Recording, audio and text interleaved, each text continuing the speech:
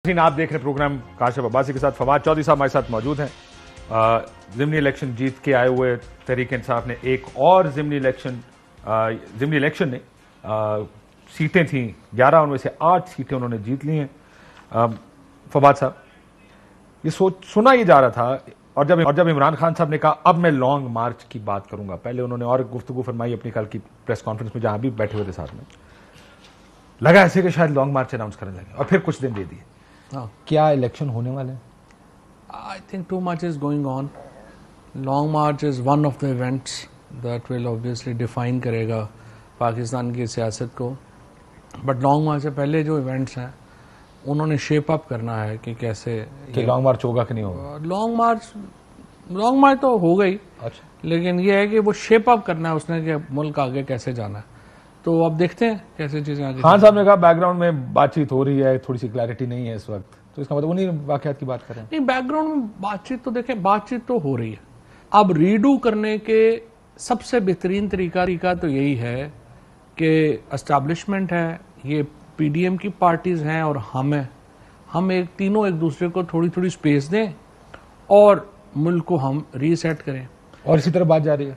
अच्छा, असूली तौर पे तो बात अब तक इसके ऊपर चली जानी चाहिए थी, लेकिन जा इसी तरफ रही है. अब इस तरफ ही जानी है और तो कोई रास्ता नहीं. पिछले कुछ दिनों में टोन बदली है, कोई हालात ऐसे बने हैं जिससे लग रहा है कि बात इसी तरफ जाए. जो असल प्रॉब्लम है वो ये है कि इस वक्त जो हुकूमती पार्टियां हैं वो उनको लग रहा है कि इलेक्शन हुए और हम हार जाएंगे और वो इसलिए इलेक्शन नहीं करवाना चाहते.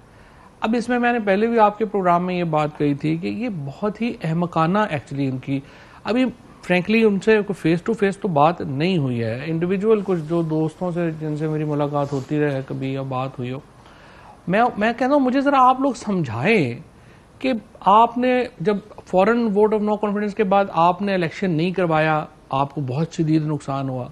आपको चीफ जस्टिस सुप्रीम कोर्ट ने उस वक्त कहा आपने इलेक्शन नहीं करवाया, आपको बड़ा नुकसान हुआ.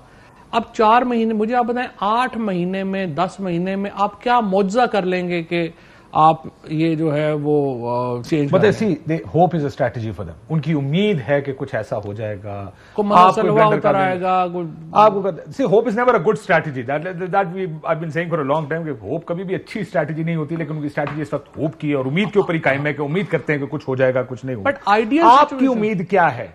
नवंबर इलेक्शन अनाउंस हो जाएंगे, गिवन कि आप प्रीवी हैं, आपको बहुत सी इंफॉर्मेशन है आपके पास. जाहिर है आप बहुत सी इंफॉर्मेशन यहां पर नहीं दे पाएंगे जो कुछ भी बैकग्राउंड में हो रहा है. Fawad Chaudhry as a political worker was dealing with all this, आपको लगता है कि नवंबर तक आपको डेट मिल जाएगी? मुझे काफी उम्मीद है कि नवंबर तक डेट मिल जाएगी, आगे नहीं जाएगा. और इसी वजह से इमरान खान साहब ने कल भी कहा कि मैं और दिन दे रहा हूं, वो बार बार और दिन दे रहे हैं और उसी की वजह यही है कि जो पार्टी तैयार करनी है वो पार्टी को तैयार हो जाए किसी तरह, जो हुकूमती पार्टियां हैं, ताकि इलेक्शन हो जाए. वरना क्या होगा? वरना लॉन्ग मार्च होगा. लॉन्ग मार्च तो वरना तो जाहिर है हमारे पास ऑप्शंस नहीं है ना. देखो ना अब हुआ क्या, 33 सीटों के ऊपर इलेक्शन हुए हैं जब से वोट ऑफ नो कॉन्फिडेंस आई है. 25 सीटें पीटीआई जीती है. 26 तो इसका 35 में से 26 आप जीते हैं, एमकेएम 5. अच्छा, वो करम वाली पिछली भी डाल दें. वोट ऑफ नो कॉन्फिडेंस आप 22 अप्रैल से आज तक 35 सीटों में से 26 सीटें जो हैं, इसका मतलब क्या है, आप 70% सीटें जो हैं. सो लोगों, अच्छा, और सारा जो इलेक्शन हम लड़े हैं, हम 2 बयानियों के ऊपर लड़े हैं. पहला ये बयानिया है कि Pakistan should be a sovereign state, बाहर का मुल्क हमें डिक्टेट नहीं करेगा. और दूसरा बयानिया ये है कि ये असम्बलियां गैर नुमाइंदा हैं, आप जनरल इलेक्शंस की तरफ जाएं. इमरान खान को लोगों ने वोट असम्बलियों में जाने के लिए नहीं दिए, क्योंकि हम तो ललकार के कह रहे थे हमने असम्बलियों में नहीं जाना. कुरम के ऊपर या हंगू में या जो केपी में या बलूचिस्तान में जहां पे भी इलेक्शन हुए, कराची में एमकेएम के गढ़ में इलेक्शन हुए, हर जगह इलेक्शन हुए, हर इलेक्शन हम जीते हैं 2 नारों के ऊपर. इसका मतलब क्या था, had we been a democratic society, थोड़ा सा भी हमें जमहूरियत का कोई होता, हमें इसके बाद इस हुकूमत को चाहिए था कि वो कहते हैं कि नहीं, 2 ये सारे इलेक्शन हुए हैं, सीरीज हुई है, ये इलेक्शन जो है वो हम नहीं जीत पा रहे और इन 2 बयानियों के ऊपर जनरल इलेक्शन. लेकिन फवाद साहब, जो आपकी हुकूमत थी, आपको याद होगा आप सारे तकरीबन ज़िमनी इलेक्शन हार रहे थे और वो कहते थे कि जी आप अनपॉपुलर हो गए हैं, हुकूमत खत्म करें, इलेक्शंस करें. ये कोई पैमाना तो नहीं है इलेक्शंस कराने का ना? नहीं, अनपॉपुलरिटी तो मे बी ग्राउंड नहीं हो, लेकिन लेजिटिमेसी जो है ना वो तो ग्राउंड है ना। लेजिटिमेसी तो आपकी इस क्वेश्चनेबल हुकूमत थी की ना उसमें। नहीं, हमारी कैसे क्वेश्चन इलेक्शंस के ऊपर तो सवाल बहुत सारे थे ना कुछ भी नहीं 2018 था। नहीं, ऐसा नहीं था। 2018 के ऊपर पहले दिन जब शहबाज शरीफ साहब ने खड़े होकर कहा कि आप कमेटी बनाएं इलेक्टोरल रिगिंग के लिए, इमरान खान को ये मानने में 4 साल लगे थे। उन्होंने पहले दिन कमेटी बना दी और उसके बाद इन्होंने कहा आरटीएस आपका फेल हुआ।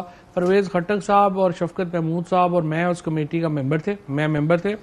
शफकत महमूद साहब की हमने सब कमेटी बनाई। हमने कहा जी इनसे मांगे कितनी सीटों के ऊपर आरटीएस फेल हुआ है, वो दे ही नहीं सके। उसके बाद हमने कहा कि ये देखें कि कितनी सीटों के ऊपर 2500 से कम डिफरेंसेस से हम हारे हैं इलेक्शन। पता चला कि जो मेजॉरिटी सीट्स हारे हैं वो तो हम हारे हैं, पीटीआई हारी है 2500, उनका तो इशू ही नहीं था। सो वो चीजें ऐसे कहने जोगे तो बंदा कुछ भी, जैसे वो तो कहने को तो ये कल भी मतलब जंग अखबार ने हेडलाइन लगा दी है कि सिलेक्टेड का